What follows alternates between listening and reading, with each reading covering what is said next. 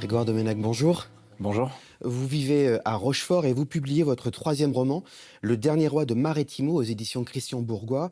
Alors Marettimo, c'est une petite île sicilienne sur laquelle vont se retrouver deux amis d'enfance, Zino et Cesare, 50 ans après s'être vus pour la dernière fois.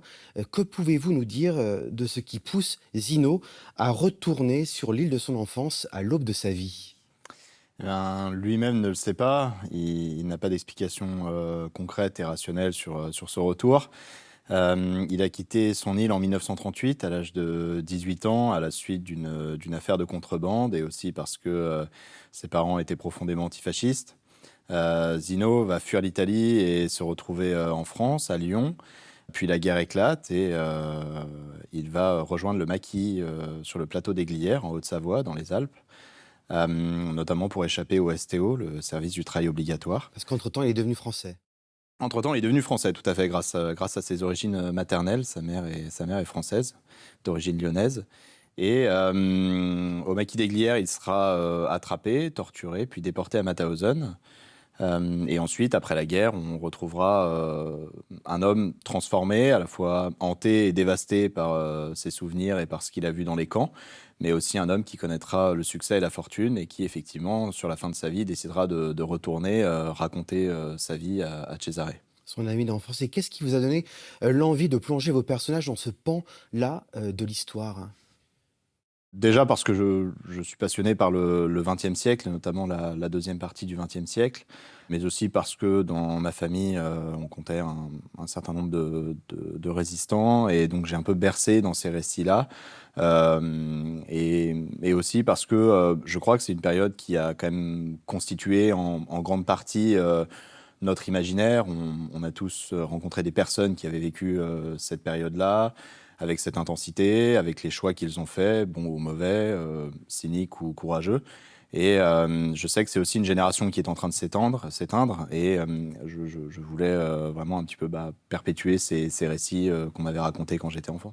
Zinos, il est devenu une sorte de héros, symbole donc d'une réussite éclatante, et avec un secret. Ce secret, est-ce que c'est une manière d'interroger la figure du héros? Oui, en partie, je voulais vraiment que ce personnage puisse symboliser à la fois ce qu'il y a de meilleur et de pire en nous. Un homme capable de faire des choix audacieux et courageux à certains moments de sa vie, et puis parfois des choix pathétiques et terriblement cyniques. Donc je voulais raconter effectivement cette ambivalence qu'il y a dans l'âme humaine, mais aussi de ce qu'on fait de nos trahisons et de ce qu'on fait de nos zones d'ombre une fois qu'on arrive au crépuscule de la vie. Et vous situez l'histoire à la fois donc en France et en Sicile. Et que représente l'Italie, la Sicile pour vous dans votre imaginaire, et puis personnellement aussi? Euh, je dois confier que je connais assez mal la Sicile. En revanche, j'ai séjourné un long moment sur l'île de Marettimo, qui est située dans l'archipel des îles Egades. Marettimo est une île assez méconnue en mer Méditerranée, mais néanmoins très belle, très envoûtante. Enfin, il y avait quelque chose de tellurique.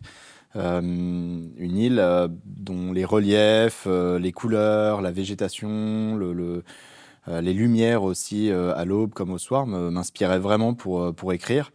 Je ne sais pas comment un lieu nous invite à écrire, mais j'avais vraiment en tête cette idée-là de placer le début et la fin de ce roman vraiment sur cette île de Marettimo. Alors vos personnages, ils ont en commun le goût pour le jeu des échecs. Ils sont devenus de redoutables adversaires. Vous semblez faire de ce jeu une métaphore des choix cruciaux que vos personnages sont amenés à faire au cours de leur vie. Euh, c'est venu comment cette idée de l'échec, des jeux d'échecs? Alors déjà parce que je suis passionné par le jeu d'échecs depuis tout petit, je le pratique encore et j'aime beaucoup jouer, et en plus on va dire c'est une activité qui m'aide dans le travail d'écrivain, puisque ça m'aide quand même à beaucoup structurer mes pensées, à avoir une stratégie, à construire aussi le récit, les personnages. Donc je sais gré au jeu d'échecs pour ça, même si très clairement je reste un joueur du dimanche, hein, comme beaucoup d'entre nous. En revanche, effectivement, il y avait aussi cette idée que le jeu d'échecs puisse déjà réunir deux enfants, donc Cesare et Zino, qui vont tisser leur lien d'amitié au travers du jeu d'échecs, au travers de cette complicité et de cette rivalité, mais aussi parce que le jeu d'échecs, effectivement, comme vous l'avez dit, va représenter une métaphore, une parabole de la vie de Zino dans ses choix, dans sa stratégie, parfois dans la manière dont il va se retrouver contraint de jouer des coups qu'il n'a pas envie de jouer, ou bien dont il va profiter de manière très opportuniste de certaines situations. Donc je voulais vraiment que ce personnage soit à la fois un aventurier du XXe siècle, mais aussi un joueur d'échecs très fin dans sa manière de se comporter avec les autres et au regard des événements. Avec bien sûr en figure centrale, la figure du roi, mais on n'en dit pas plus.